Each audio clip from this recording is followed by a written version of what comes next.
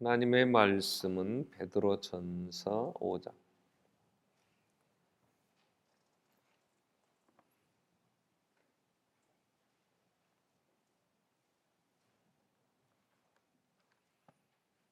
베드로전서 5장 1절로 11절 말씀을 봉독합니다.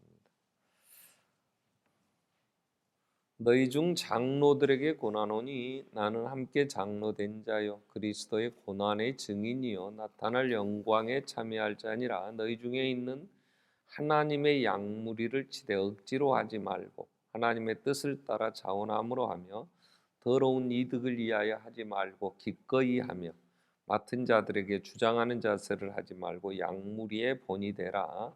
그리하면 목자장이 나타나실 때에 시들지 아니하는 영광의 간을 얻으리라. 젊은 자들아 이와 같이 장로들에게 순종하고 서로 겸손으로 허리를 동이라.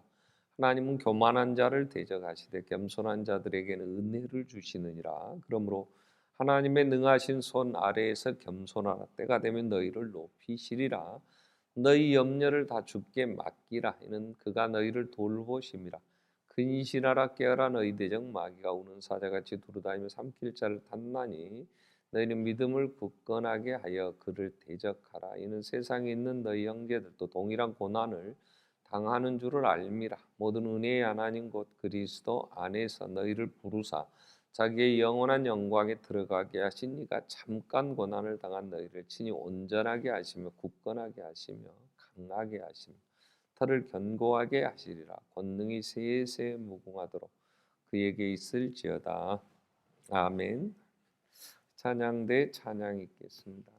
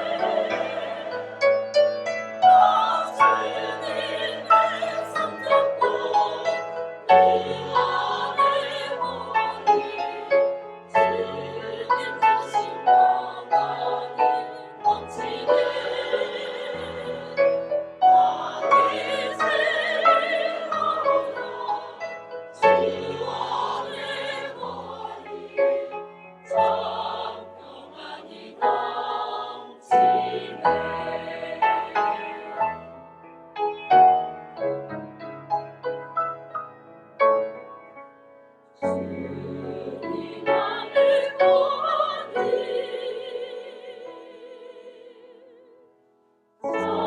성평안을 넘치네.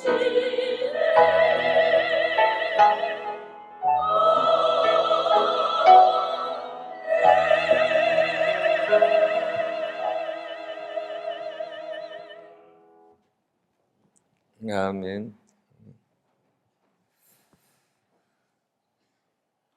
내가 누군가 하는 걸 안다는 것은 우리가 어떻게 살 것이며 그 시대에 해석을 함에 있어서 굉장히 중요한 요소가 됩니다. 그래서 베드로는 예수가 우리를 구속하셨다, 속량, 대속하셨다. 그래서 우리는 왕 같은 제사장이라, 거룩한 나라, 하나님의 소유된 백성. 우리 지난 주일날 우리가 이 장을 살피면서 그래서 거룩한 제사장이 되라 하는 말씀을 살피게 됐고요. 이제 베드로전서를 마치면서 한 번 더 우리가 누군가 하는 얘기를 오늘 1절에서 그렇게 얘기합니다. 너희 중에 장로들에게 고난하노니 나는 함께 장로된 자요 그리스도의 고난에 참여한 증인이요 나타날 영광에 참여할 자라, 그런 말씀을 하죠. 자, 나타날 영광에 참여할 자. 내가 누구냐? 그러면 나타날 영광에 참여할 자다 하는 얘기를 합니다. 지금 우리가 예수 안에서 구원함을 받은 왕 같은 제사장, 거룩한 제사장의 삶을 살 때에 우리는 모든 게 완성된, 그래서 그 모든 하나님의 은혜를 받고 사는 건 아니에요. 아직은 아니라는 거죠. 장차 나타날 영광, 나타날 영광에 참여할 소망 가운데에 우리가 지금 삽니다. 그러면 우리가 사는 이 시대는 어떤 시대냐? 그럴 때에 우리가 잘 아는 대로 바울이나 베드로가 살던 2000년 전 이 초대교회 때는 정말 고난의 때였어요. 고난의 때. 그래서 10절에서도 그런 말씀을 하죠. 모든 은혜의 하나님 곧 그리스도 안에서 너희를 부르사 자기의 영원한 영광에 들어가게 하신 이가 잠깐 고난을 당한 너희를 친히 온전하게 하실 거이다. 잠깐 고난. 바울은 로마서 8장에서 이렇게 얘기합니다. 성령이 우리 안에서 16절에 친히 우리 영으로 더불어 우리가 하나님의 자녀인 것을 증거하신다 그래요. 성령이 우리 안에서 네가 하나님의 자녀가 아니냐, 예수 그리스도 안에서 재속함을 얻었고 이 하나님 자녀다, 이걸 계속 알게 해주시는 거죠. 그러면 자녀라면 자녀는 누구냐? 그럴 때 자녀는 상속자예요. 상속자. 자녀라면 또한 상속자, 곧 하나님의 모든 것을 상속받는 자예요. 하나님의 그 부요하심과 그 영광도 상속을 받아요. 근데 그리스도와 함께 상속을 받는다. 우리가 그와 함께 영광을 받기 위하여 고난도 함께 받아야 할 것이니라 그랬어요. 영광을 상속받는, 나타날 영광에 참여할 자인데 그때까지 우리는 이 땅에서 고난도 함께 받는다. 그러면서 8장에 좀 더 내려가면 24절, 25절 말씀 보면은 우리에게 그렇게 말씀을 하시죠. 그뿐 아니라 그뿐 아니라 또한 우리 곧 성령의 처음 익은 열매를 받은 우리까지도 속으로 탄식하며 양자 될 것 곧 우리 몸의 속량을 기다리느니라. 우리가 소망으로 구원 얻었어요. 보이는 소망이 소망이 아니니 보는 것을 누가 바라리요. 보지 않는 것을 바란다면, 만일 보지 못하는 것을 바라면 참음으로 기다릴지니라 그랬어요. 그 당시에 예수를 구주로 고백하고 예배를 한다 그러면 누가 죽일지 모르는 그런 시대였어요. 그때 예수를 믿는다는 교회는요, 공적으로 이건 제거돼야 될 모든 공권력을 동원하여 제거해야 될 사회적인 악이었고, 유대인들의 입장에 본다면 이건 이단 중의 괴수고, 그렇기 때문에 반드시 제거해야 될 세력들이었어요. 누구든지 예수 믿는 자를 죽이면 상을 주고 박수를 쳐줬지 잘못했다고 책임을 묻지 않았어요. 그렇기 때문에 예수를 믿는다는 것은 사회에서 추방당했어요. 그리고 직장에서도 쫓겨나요. 재산은 몰수당해요. 그러니까 전 세계에 흩어져서 도망을 다니면서 몰래 숨어서 모여요. 비밀스럽게 모이는데 주로 로마에 가면 그 지하에 무덤들이 있는데, 그 카타콤에 가보면 그 지하 무덤들, 그래서 석회석이라 이렇게 조금 파면 산소가 들어가기 전에는 아주 파기 쉬운 그런, 근데 산소가 들어가면 아주 딱딱하게 굳어버리는 이제 바위가 되는 그런 재질이라, 그래서 그런 데를 파서 좀 넓은 공간이 있으면 거기서 모여서 미사다가 그 소식이 이제 밖으로 새 나가서 잡으러 오면 그 지하에 있는 무덤의 미로들 그냥 흩어져 있는 길로 쫙 다 도망가면 그 잡으러 온 사람이 어떻게 찾지를 못해요. 지금도 개발된 발굴한 어느 한계까지만 들어가게 못 들어가게 해요. 들어가면 어디로 가야 될지를 모르고 길을 잃어버린다는 거죠. 그렇게 피해 다녔잖아요. 터키에 가서 갑바도기아 같은 데 가보면 막 90도 각도로 깎아지른 절벽에 바위에 그 위에 올라가서 구멍을 뚫고 사다리를 타고 올라갔다가 자기가 올라가면 사다리를 걷어버려요. 왜냐하면 죽이러 오거나 잡으러 오는 사람들이 못 올라오도록 그렇게 피해서, 히브리서 11장에 있는 말씀처럼 토굴에 거하면서 또 짐승들의 가죽을 뒤집어 쓰면서 그러면서 죽음을 남편이 죽으면 그걸 부활로 받았지 뭐 어떻게 감당이 안 됐잖아요. 칼로 톱으로 켜 죽이고. 그래도 그들은 고난을 당하면서 장차 나타날 영광을 바라보면서 그들은 이길 수 있었단 말이에요. 그래서 베드로는 지금 그러한 어려움을 겪고 있는 이들에게, 우리가 교회의 역사를 통해 보면 네로라는 로마의 황제 얼마나 핍박을 많이 했어요. 코바디스 영화 같은 데 보면 그 막 사람을 기둥에 묶어놓고 살아있는 사람 성도들을 그 사자들을 풀어가지고 막 찢어먹는 걸 보고 막 그냥 구경하고, 또 밤에는 그 기둥에 사람 태워서 그 불빛의 검투사들이 검투를 하고 이런 상황이었죠. 자, 그러한 어려움을 겪고 있는 성도들에게 우리는 장차 나타날 영광에 참여할 자다. 나타날 영광이기 때문에 아직은 아니야. 그러니까 아직 나타나기 전까지 고난의 때 이걸 잘 이겨내야 된다 그래요. 그럼 지금 우리는 예수님이 아직 2000년 동안 안 오셨어요. 내가 속히 오리라 그러시면서 지금까지도. 그래서 많은 분들이 이런 얘기를 해요. 지금은 말세도 끝이 말세지 말. 마지막 때라는 건 예수님이 이 땅에 오셔서 제 십자가에 죽으시고 부활하시고 다시 오실 때까지를 말세라 그래. 근데 지금은 말세 중에도 아주 끝이다. 빌리그레암 목사님 같은 경우는 지금이 시계로 친다면 12시 5분 전이다. 뭐 이런 얘기도 있어요. 왜요? 우리도 주님 나타나시기를 고대하고 주님이 오셔서 우리 몸의 속량을 우리가 기다리듯이 정말 우리도 주님 오셔서 내가 좀 변화됐으면 좋겠어. 아멘. 정말 좀 사랑의 사람이었으면 좋을 것 같아.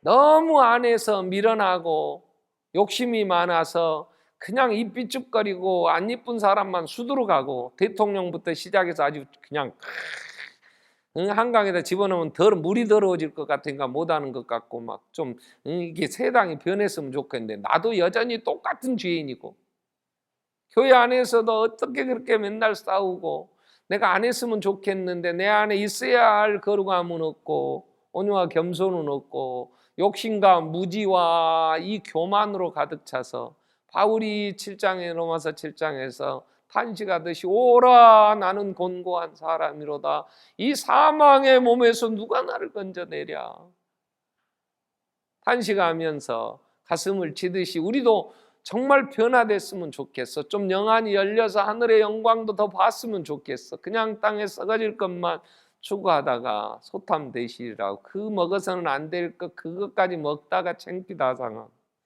성질 나니까 퍼부었다가 이거 주워 담도 못하고 이제 거짓말 실실하다가 들통 나니까 뒷꼭지 부끄럽고 남편 보기도 민망스럽고 애들 앞에서도, 교회 안에 성도들끼리도 오래 지나면 정 떨어진다고 자꾸 떨어지니까 옮겨 부를까, 다시 또 가서 다른 데 가서 새로 시작해 볼까 생각하다가 그것도 아니고, 그러니 누가 잘 인정도 안 해주고, 그러니 내 안에서 예수의 형상이 좀 이루어졌으면 좋겠고 지혜도 있었으면 좋겠어. 그러나 살아야 되잖아. 근데 그 주님 나타나실 때까지의 우리의 삶은 고난의 길이지 결코 정말 영광의 길이고 이 길이 정말 풍성한 완성된 구원은 아니란 말이에요.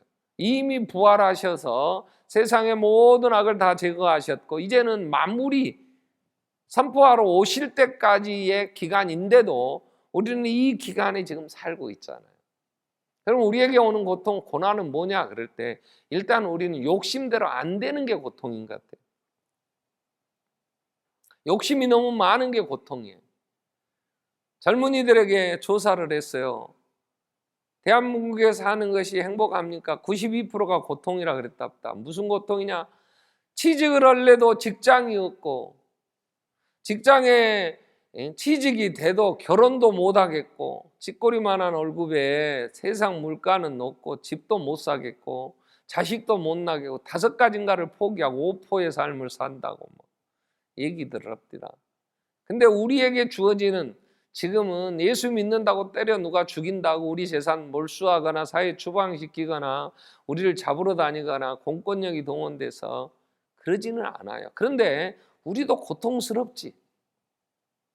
날마다의 삶이. 자, 베드로가 오늘 우리에게 당시의 성도들에게 나타날 영광에 우리는 참여할 자다. 그 영광이 나타나기까지 우리는 이렇게 살아야 된다는 권면은 오늘 21세기를 사는 우리에게도 동일하게 주시는 말씀이라는 거죠. 우리도 그때나 지금이나 예수님이 나타나시기까지의 삶은 고난의 길이고 참으로 고통스러운 정말 아픔이 있는 삶이라는 거죠. 자, 그러한 삶을 그러한 시대에 사는 성도들에게 베드로는 3가지 이런 권면을 합니다. 장로들아 이렇게 얘기돼요. 장로들아 나도 함께 장로된 자다 그러면서 4절까지 시들지 않은 면류관 나타날 영광 그때의 주님으로부터 목자장이 나타나실 텐데 그때의 시들지 않는 영광에 가는 우리는 얻어야 된다 이런 얘기를 해요. 2번째는 젊은 자들아 5절 6절에 겸손해라 겸손으로 이를 동이라. 3번째는 우리를 무너뜨리려고 우는 사자같이 두루다니며 삼킬 자를 찾는 마귀를 대적해라 하는 말씀을 해요. 이 3가지를 우리가 오늘 같이 한번 살피려고 하는데요. 여기 첫 번째 장로들아 이러면서 권면을 하는 장로들. 이 장로가 누구냐 그럴 때 좁은 의미에서 장로, 이 당시 장로는 교회를 책임 맡는 사람들이에요. 지금처럼 2000년 전 베드로가 교회에다가 이 편지를 써 보내면서 모든 교회들이 돌려보면서 혈압 형식으로 보도로 이게 보냈을 때의 교회는 이런 사이즈의 교회는 없었어요. 이렇게 모일 수가 없어요. 이렇게 드러나서 모였다 그러면 누가 잡아가는지 모르게 잡아가서 죽이고 하기 때문에 은밀하게 모여야 하기 때문에 어느 지역에 가면 어느 지도자들이 예수를 믿는 그 사회적으로나 그 재산이 좀 있는 사람들이 자기 집을 오픈하거나 비밀스럽게 그 모임들을 이끌어가는 각처의 장로들이라고 하는 지도자들이 교회를 이끌어가는 사람들이 세워졌어요. 복음을 전하고 쫓겨가면서 우리가 잘 아는 대로 바울이 복음을 전할 때 죽인다 그러면 빌립보에서도 도망을 가야 됐고 데살로니가 하니까 막 빌립보에 있는 사람들까지 합세하고 쫓아와서 또 죽인다니까 베레아로 가고 그러면 그때그때 믿는 사람들을 누군가 지도를 해야 되는데 그들이 장로로 세워졌다고. 지금 그들에게 이 얘기는 교회의 직분자들이에요. 그러면 오늘 우리는 다 교회에서 뭔가의 직분을 맡았어. 이게 넓은 의미의 장로들은 오늘 교회의 직분자들이에요. 교회는 무슨 직을 맡든지 이건 예수의 피로 값주고 산 성도를 세워가라고 성도를 섬기고 성도들을 이제 섬기라고 세워주는 직분이지 교회의 직분은 다 양무리들 주님이 맡긴 양들을 어떻게 섬기며 어떻게 하나님의 사람을 세울 것이냐 하는 것이지 다른 일을 교회에서 맡기진 않아요. 그렇다면 이 장로들에게 3가지 자세, 일하는 자세 3가지 얘기합니다. 너는 억지로 하지 마라. 너희 중에 있는 하나님의 양무리를 치되 억지로 하지 말고 하나님의 뜻을 따라 자원함으로 해라. 이건 하나님을 향하여 우리가 일을 맡은 직분자는 언제나 자원함으로 해야 돼요. 왜요? 억지로 하면요. 오늘같이 비 오는 날은요. 억지로 하는 사람은 아이고 비 와서 못해. 날 좋은 날도 세고 셌는데 이게 비가 왔고 어떻게 나. 오늘같이 소년제 저 해갖고 교회 가면 차 주차도 못해. 목사님 걸어오라겠는데 비 와본데 어떻게 걸어가. 날이나 좋으면 내 차 타거나. 못 오게 하니까 걸어라도 가봐야 이런 날은. 그래 억지로 하는 사람은 오늘 같은 날은요 핑계도 좋아. 명분이 있잖아. 근데 자원하는 사람은요 비가 와도 언제 비가 좀 그치겠냐? 야 찾아봐. 시간 한번 일기예보 들어봐라. 빨리 가자. 아침 일찍은 안 온다. 일찍 와갖고 막 다른 봉사하고 예배하려고 준비하고. 이건 자원함으로 하는 사람은 길을 찾지만 억지로 하는 사람은 길이 있어도 핑계대고 안 해요. 그러니까 자만해서 게으른 자는 일하러 가기 싫으니까 빨리 일 안 가냐 그러면 아이고 그 길거리에 사자가 있다니까 잡혀먹으려고 가요? 아이 사자 지나가면 간다니까? 이러고 하여튼 핑계대고 안 하듯이 억지로. 그래서 일을 하는 사람은 하나님의 뜻을 따라 자원함으로 하나님. 그 다음에 개인적인 내가 늘 갖고야 될 내 개인에게 있어 적용해야 될 건 더러운 이익을 위하여 일하지 마라. 싹군 목자 되지 마라. 이익을 내게 이익을 하면 얼마나 이익이 올까? 자기 이익을 따진 이러한 사리사욕을 조차 교회에 봉사하고 뭐 일을 하면서도 나한테 돌아올 게 뭔가를 계산하는 사람들 그러지 마라. 이건 더러운 이익이라 그랬어요. 그래서 기꺼이 해라. 기꺼이. 언제나 우리는 내가 자원함으로 하되 어떤 뭐 사람들이 내게 뭐라고 하고 박수 쳐줄까? 내가 이거 하면 내 밥그릇이 좀 더 많아질까? 하나님이 어떻게 채워주신다고 했는데 내가 이거에서 하나님 앞에 잘 들여져 가지고 이 땅에서 뭐 떼돈 좀 벌어볼까? 이게 다 더러운 이익을 위하여 하는 것들. 또한 우리는 다른 사람과의 관계에서도 주장하는 자세가 되지 말고 양무리의 본이 되라.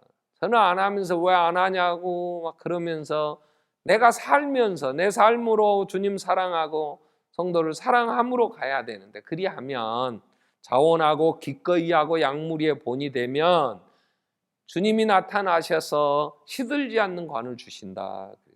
우리는 일을 할 때 언제나 그래서 적극적으로 살아야 돼. 이걸 다 합치면 한 단어로 정리를 하라 그러면 충성된 삶을 살아 이렇게 얘기할 수 있지. 나타날 영광까지는 아직은 기다려야 된다면 우리가 가야 한다면 우리는 우리의 삶을 충성스럽게 살아야 돼. 어려워요. 주님도 알아요. 지금은 고난의 때라는 거. 근데 그게 잠깐이라 그랬어. 그렇기 때문에 우리는 내 삶을 어렵고 힘들지만 불평하거나 주저앉거나 남을 탓하는 게 아니라 열심히 살아야 돼요. 적극적으로 늘 우리는 긍정적으로 우리에게 주어진 삶을 살아야 된단 말이에요. 이게 충성이에요. 요한계시록 20장 10절에 보면 서머나 교회가 순교하는 교회예요. 그러나 그 교회를 향하여 주님은 이렇게 죽도록 충성하라. 그리하면 생명의 멸류관을 내게 주리라. 바울은 나는 위에서 부르신 부름의 상을 난 쫓아간다. 나는 이미 이루었다고 생각지도 않는다. 난 다 완성했다고 생각하지 않는다. 나는 위에서 부린 나타날 영광 그때의 주님 앞에 부끄럽지 않게 서려고. 고린도 교회 편지할 때 예수의 터 위에 우리는 각각 집을 세우는 건축자와 같은데 마지막 불로 다 시험해 보일 거야. 다 타버린다면 불 가운데 얻는 구원처럼 부끄러운 구원이다. 여러분 시들지 아니하는 멸류관을 주시겠다고 주님이 나타나실 때에는 초라한 모습이 아니에요. 만왕의 왕 만주의 주가 되어 천사장의 나팔과 호령과 그 하늘과 땅이 다 울리며 그 두려움 가운데 임하실 이 세상의 왕으로 오실 터인데 그때에 누구와 함께 그 영광을 함께 얻으실 거냐. 주님, 바울은 디모데에게 네가 예수와 함께 죽으면 예수와 함께 산다. 예수와 함께 참으면 예수와 함께 왕노릇할 것이다. 그래서 경고하고 흔들리지 마라. 주의 일에 더욱 열심히 해라. 너희 수고가 결코 주 안에서 헛되지 않는다. 부활에 대한 얘기를 하면서 고린도서 15장 57절 이후에는 얘기를 합니다. 그래서 우리는 직분을 맡은 자로 충성해야 돼요. 내 인생을 성실하게 내 가정의 자녀들이 아무리 힘들게 해도 위하여 기도하고 자원하여 그 생명을 위하여 정말 우리는 내 인생을 열심히 살아야 돼요.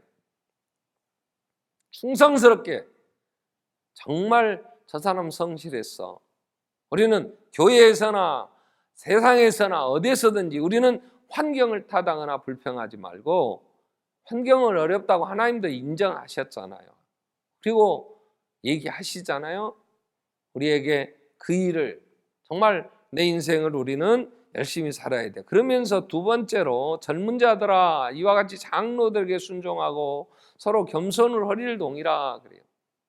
하나님이 교만한 자를 대적하신다. 겸손한 자에게 은혜를 주신다. 능하신 손 아래서 겸손해라. 때가 되면 너희를 높이시리라 그랬어. 우리가 일을 하다 보면 열심히 하는 사람들에 있어서의 문제가 뭐냐면 교만해요.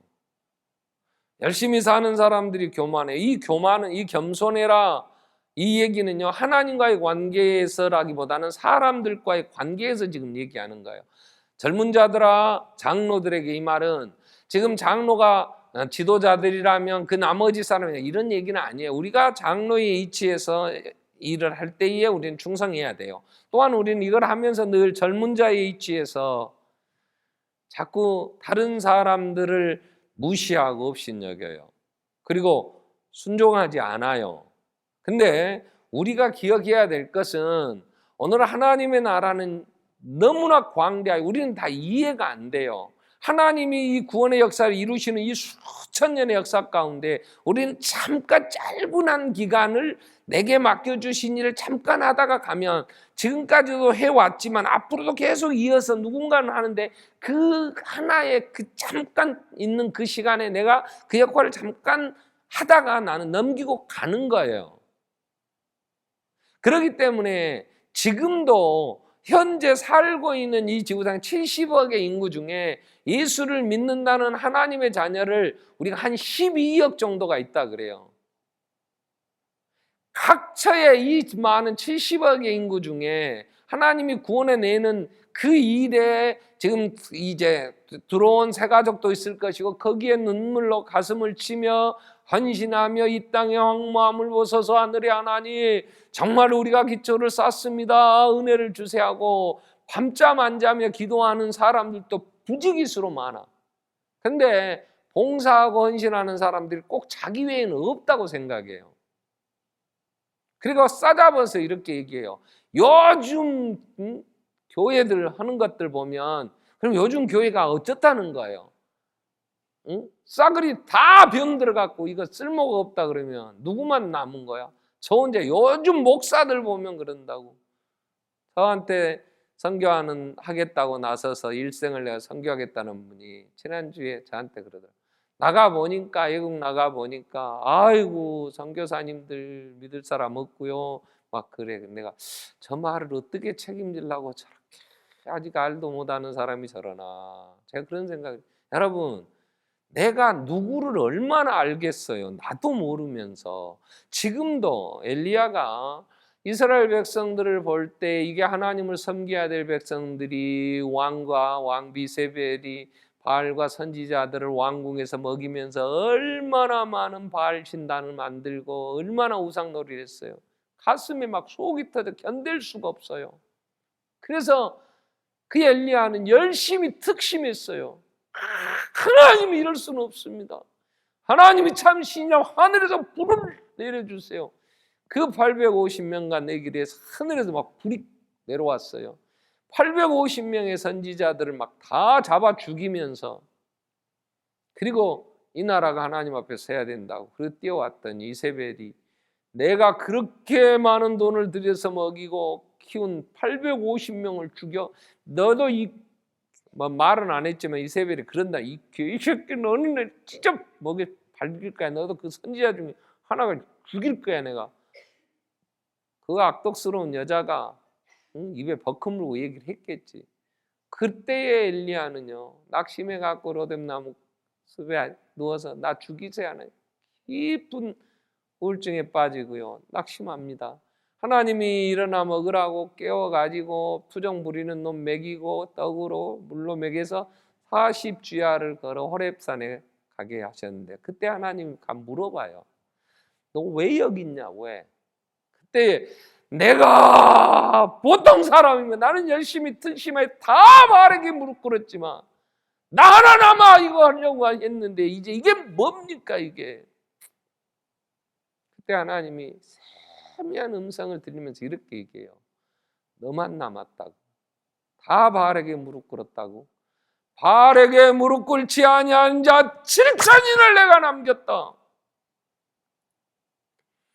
너는 엘리야사에게 기름 부어 선지자 되게 하고 네가 다 때려 부시겠다고 하는 아합의 집은 에후를 왕으로 세워 에후의 손을 통하여 내가 심판할 것이니 에후를 기름 부어 왕으로 세우고 너는 오너라. 교만한 엘리야 불병과 태워 데려가셔 버렸어요.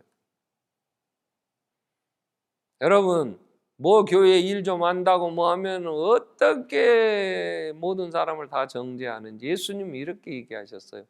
내 눈에 있는 들보를 봐라. 남의 눈에 티 보려고 하지 말고 네 들보부터 먼저 봐라. 내 눈에는 그 큰 들보가 있으면서 그런 약점, 그런 불충함이 있으면서 남의 티나 보겠다는 것은 이건 바른 자세가 아니라는 거예요.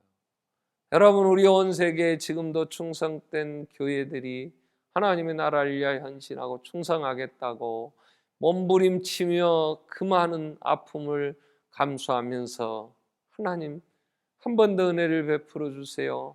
한국교회 와서 교회를 위하여 기도하며 헌신하는 교회들이 얼마나 많아요. 얼마나 많은 주의 종들, 얼마나 많은 선교사들이 목숨 걸고 이 복음 전하겠다고 애쓰냐면 우리는 다 알지 못하면서 잠깐 내가 살고 있는 이 좁은 땅덩어리 안에서 이 짧은 시간에 뭘 한다고요? 우리는 어디서부터 시작되어 어디를 향해 가고 있는지 복음의 길도 잘 모르면서 내게 맡겨주신 바톤을 이어받았다가 그저 해보겠다고 몸부림치다가 뒤에 넘겨주고 우린 부르시면 가야 되는 우리의 삶. 우린 남을 인정해야 돼요. 그래서 남을 나보다 낫게 여겨라. 존경하기를 먼저 해라.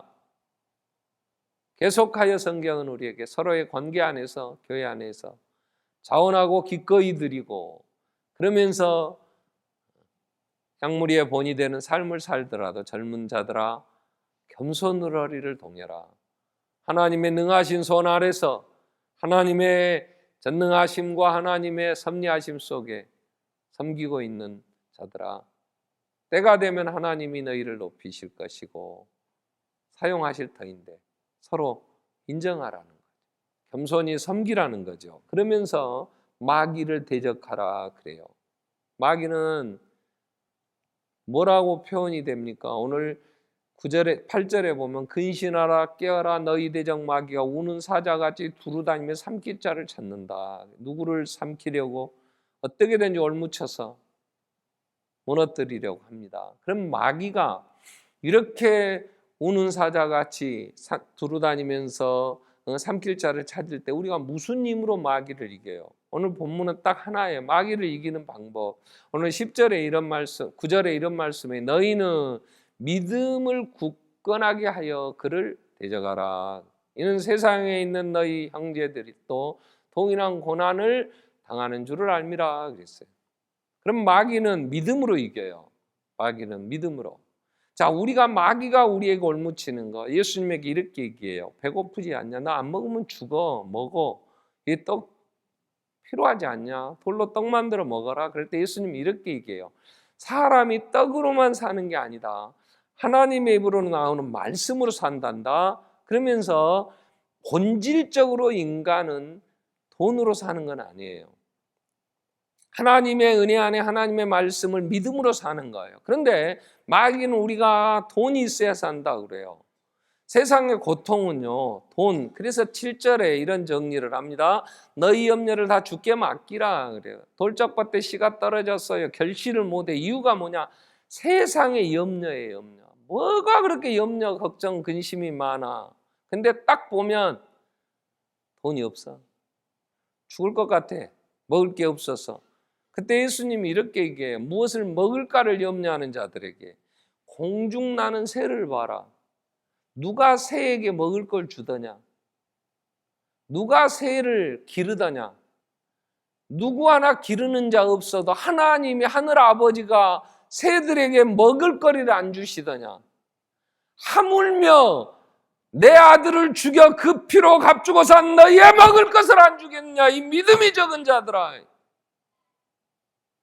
뭐가 그렇게 염려가 많아서 돈 몇 푼 벌겠다고 하나님의 사람으로 장차 나타날 영광에 참여할 자들이 그 영광을 버리고 염려 걱정으로 의인은 믿음으로 사는 거예요. 하나님이 나를 지키신단 말이에요. 오늘 10절에 모든 은혜의 하나님 곧 그리스도 안에서 너희를 부르사 자기의 영원한 영광에 들어가게 하신 이가 잠깐 고난을 당한 너희를 친히 온전하게 하시고 굳건하게 하시고 강하게 하시고 견고하게 하시리라. 히브리서 기자는 히브리서 13장 5절부터 돈을 사랑하지 마라 있는 바를 족한 줄로 알고 지금까지 예수 안에서 믿음으로 산 사람의 종말을 보아라. 그들이 돈 없이 죽었더냐. 하나님이 내가 너를 결코 버리지 않고 지켜주신다는 그 약속을 지키셨던 하나님이 아니시냐. 예수 그리스도는 어제나 오늘이라 영원토록 동일하시다. 믿음은 하나님이 나를 지키신다는 믿음이에요. 하나님이 살아계셔서 나를 온전하게 하시고 견고하게 하시고 강하게 하시며 하나님이 나를 지키신다는 믿음이 없이는 세상 염려 어떻게 이기실 겁니까? 마귀는 교활하게 옆에 봐라 돈 저렇게 죽지 않았더냐. 젊은이들에게 네가 돈 없이 결혼하면 네가 어떻게 살아? 하나님이 우리를 일하게 하시고 재물 얻을 능력도 주시고 필요한 것 주시면서 또 하나 무엇을 입을까? 공중나는 새에게는 무엇을 먹을까 염려하는 자들에게 보여주셨지만 무엇을 입을까 세상의 화려함을 쫓아가는 자들에게 들에 핀 꽃을 보아라. 백합화를 보라. 마태는 그렇게 번역을 했어요. 그 누가 길쌈하고 누가 거름져서 그 꽃을 그렇게 아름답게 피게 하더냐? 솔로몬이 그 많은 돈으로 자기의 화려함을 드러내보겠다고 입었지만 들에 핀 꽃만큼 아름답지 못했다. 하물며 하나님이 들꽃들도 입히시거는 하물며 너희일까 보냐. 이 믿음이 적은 자들아 그래요. 여러분 우리는요 세상에 욕심이 너무 많아요. 근데 그 믿음은 뭐라고 하나님이 말씀한 뭘 믿으라 하냐 그러면 이사야 40장에 보면 이사야에게 내 백성을 가서 위로해 줘라 그래요. 내가 가서 뭐라고 위로하리까? 그랬더니 세상의 모든 영광 들에 핀 풀의 꽃 같다고 가서 외쳐라. 꽃은 시들고 풀은 마른다고 가서 전해라. 믿어야 될 것은 세상의 모든 것은 들에 핀 풀의 꽃 같은 것이요. 지나가는 거예요. 그건 내게 생명일 수 없어요.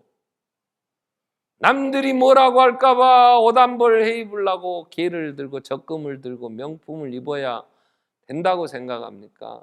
그게 없어서 고통스럽다고 남편과 싸우고 나는 돈 없다고 그러십니까? 다 시들고 마를 것이에요. 제가 요즘 거울을 보면서요 깜짝깜짝 놀래요. 와, 이게 무슨 늙은이가 여기 있냐. 나는 그래요. 내가 거울을 보다가요.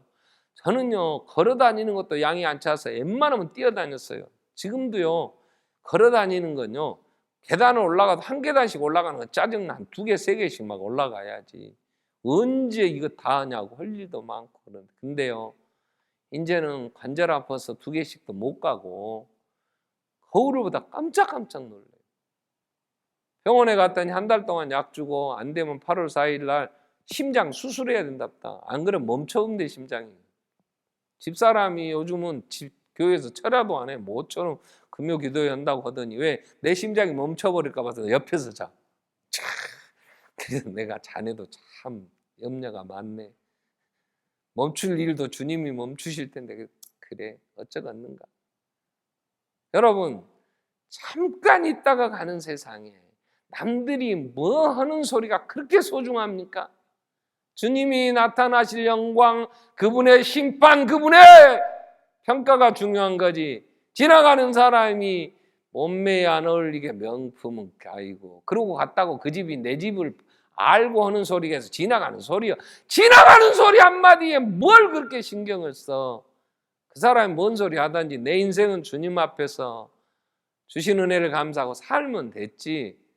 먼 세상에 그런 소리에 그러한 거 없다고 불평하고 울고 불고 싸우고 더 얼마나 먹었다고 얼마나 이름을 내보겠다고 얼마나 새끼들을 닥달해야 되냐고. 왜 자식들을 그렇게 고통스럽게. 어느 애가 학원을 몇 개 다니냐 일주일에 13개 다닌다고. 미쳤다 미쳤어. 그 부모도 미쳤지만 그래서 먹었다는 거예요. 그 이름 한번 내보겠다는 거요. 그래서 내면 누가 알아줍니까? 다 비웃어요. 시기하고 삐죽거리고. 뭘 얼마나 세상의 영광을 얻겠다고.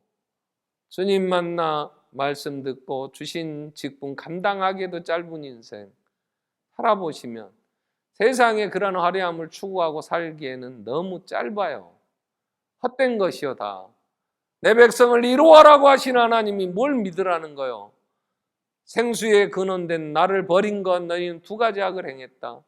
나를 믿으면 그 배에서 생수의 강이 흘러나리라. 예수의 누가 우리를 만족시켜 줄 수 있어? 무엇이 내 기쁨이 될 수 있겠어?